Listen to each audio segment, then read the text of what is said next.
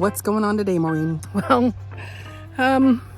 we're here at the farm, which is fabulous. And I am going to check on the potatoes that I had planted about a week ago. Let's just see if there is anything. We'll look at that later. My friend who owns the blueberry farm, he saw me at church on Sunday and he said he and his wife were out for their walk and they came across a whole bunch of garlic that looks like this. And the person that had dug it all up, he said, just take it all. Now, this is something that's going to be an experiment for us. I'm going to try to plant this garlic back there. And so I have no idea if you can plant garlic that has already sprouted. And of course, sadly, it's been sitting for 3 days because it's Wednesday. And so I don't know if I've killed it by not getting to it. They are in these plastic bags. This is a smaller clump. I don't know if you can see in there. They are in these bags. And so I don't know if that has protected the roots or if I've, yeah, they still feel cool. They're not hot. I've got to separate it all and then get it into ground. So my first clump, I actually separated over there and I've already put them in. But, that's me bent over, which is, why my face is so red, because it's like I've been upside down for the last 20 minutes.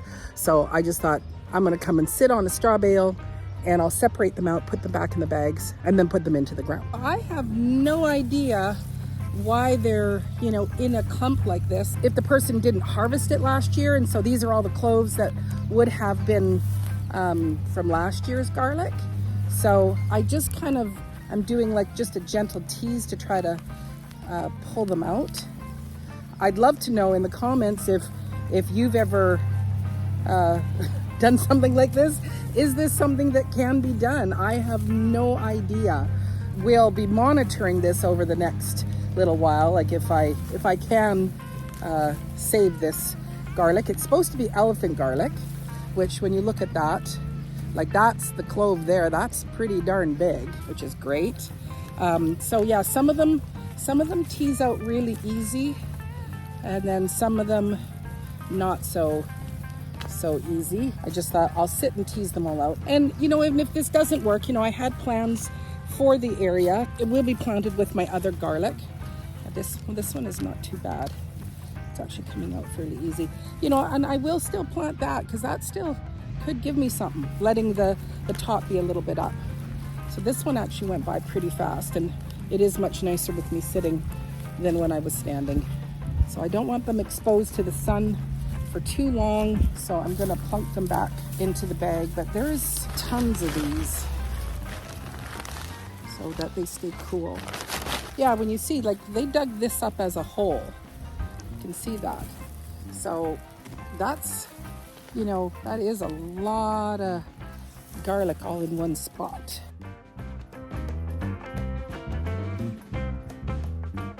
Smells really good. So this brown here, that's probably from last year, and you can see how this one is kind of going within that other one. So yeah, when I look at this, it's like this was a garlic clove that has just reproduced itself, that didn't get harvested last year.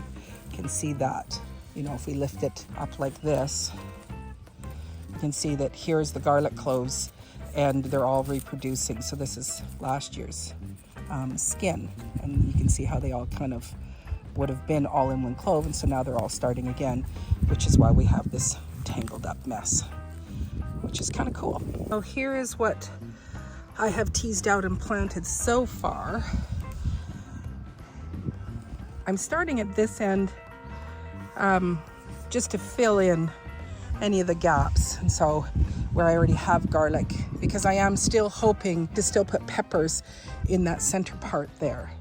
But I'm peeking over at the potatoes and I am seeing lots of little baby weeds, but we'll have to have a look at that in a bit to see, do we have any potatoes coming up? So what I've been doing is just taking the clump out so that I have them, I can quickly try to get them into ground. And I'm just using a Hori Hori today, which is fantastic. I did buy this on Amazon, so I will put a link in the description. The Hori Hori has measurements on it. It has a serrated edge. It also has a blade. So this is also great for when I need to kill slugs. Look at how big this one is. Look at that guy, he's huge. So the great thing is with the Hori Hori is I get a nice little circle in there and then I can just plop it in. He didn't have a lot of roots on him, but he'll be okay. So I do like that. I do like the Hori Hori because it's, you know, just a very, very focused hole.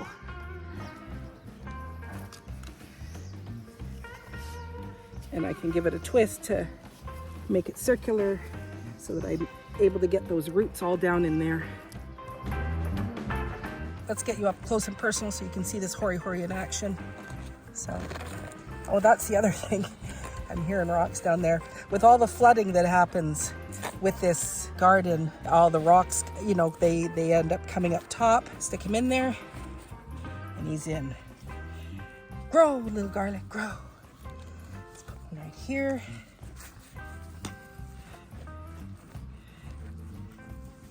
Sorry, you were wrapped around. There we go.